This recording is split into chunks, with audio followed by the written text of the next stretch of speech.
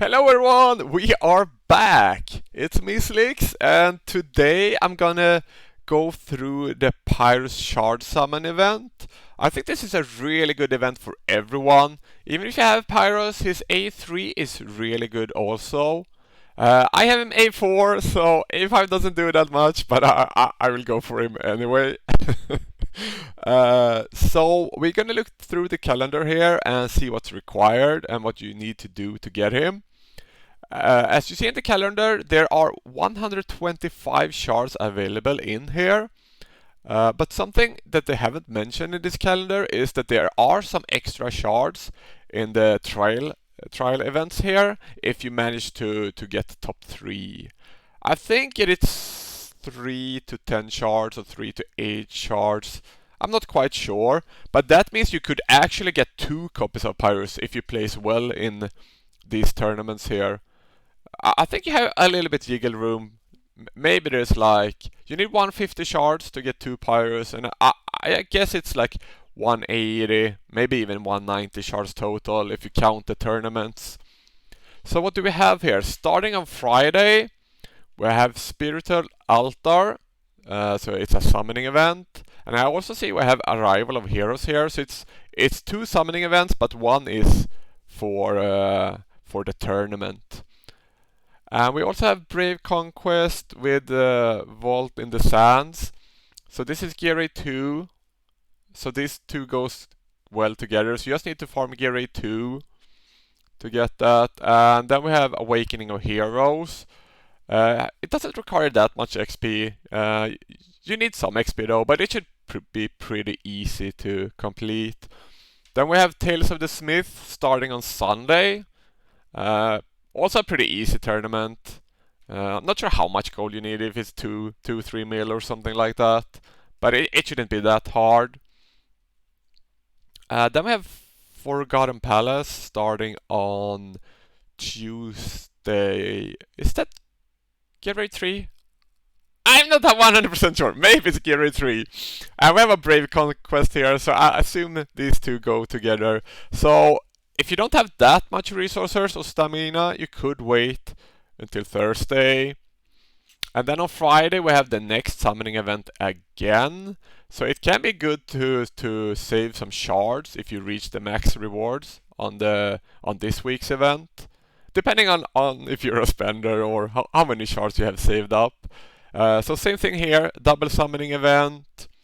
And then we have on Sunday Tales of the Smith, so it's gearing event. You need to upgrade your gear. We also have a mystery artifacts down here starting on Saturday, so farm some artifacts,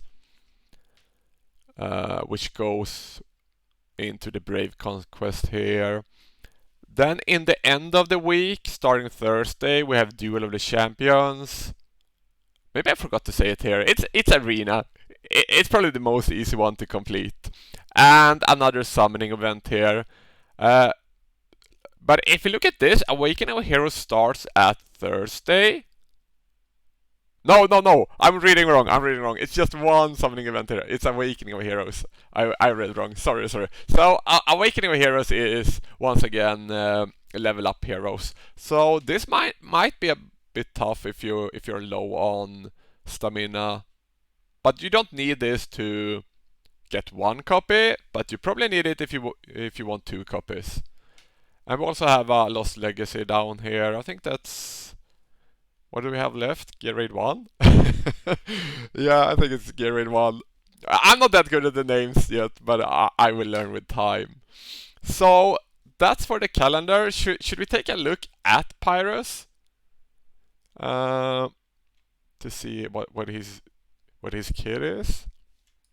I hid him here in the screen. So now here he is.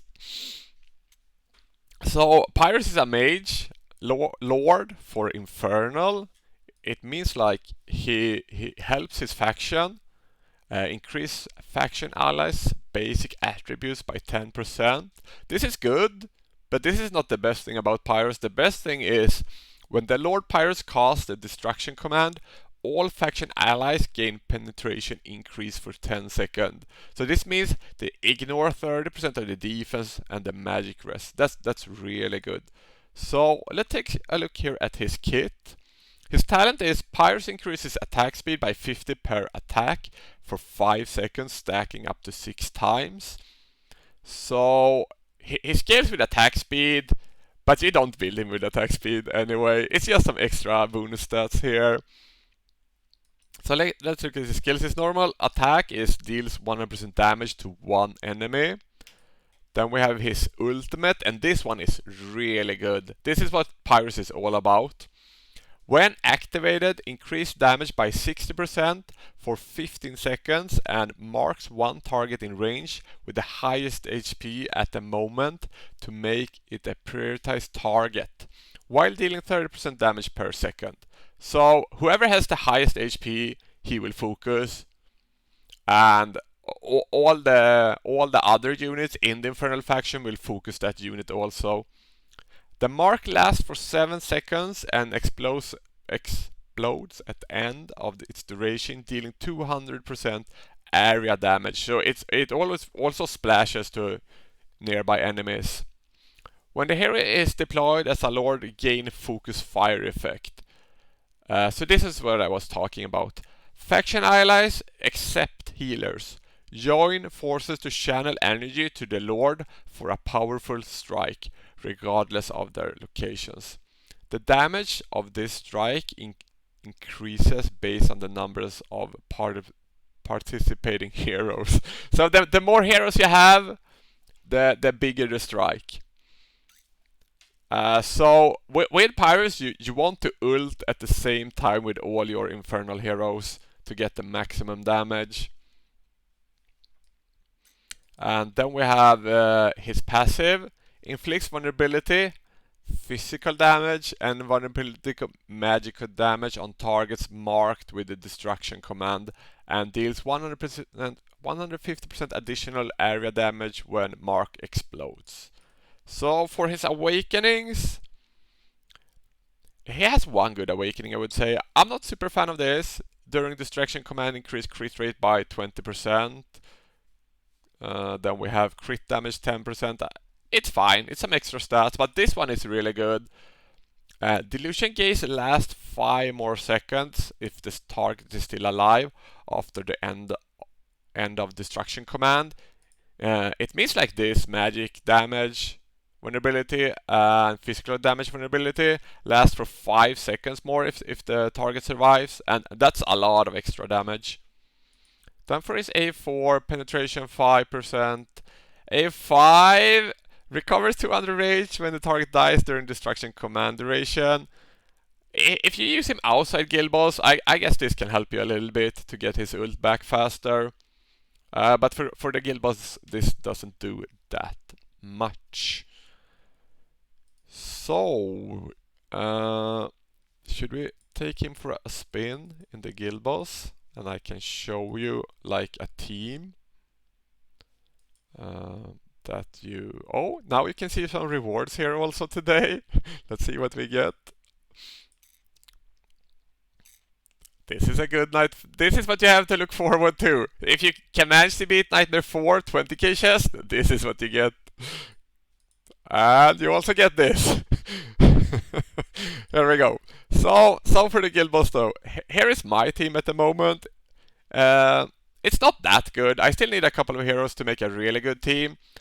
But I have a couple of infernal heroes here, so I can show you a setup, how to play with Pryos.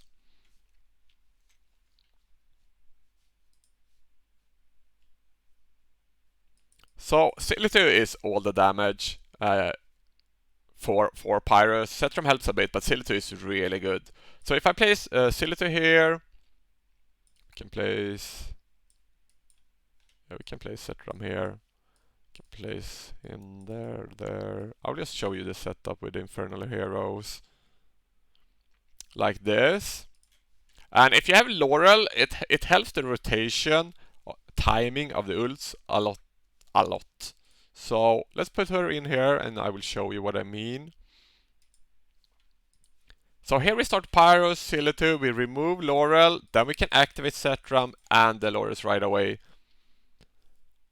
And here you see he's channeling up for a big burst. And here comes the big burst. So that's how you use Pyros. For the gear on Pyros, we can take a look on that also.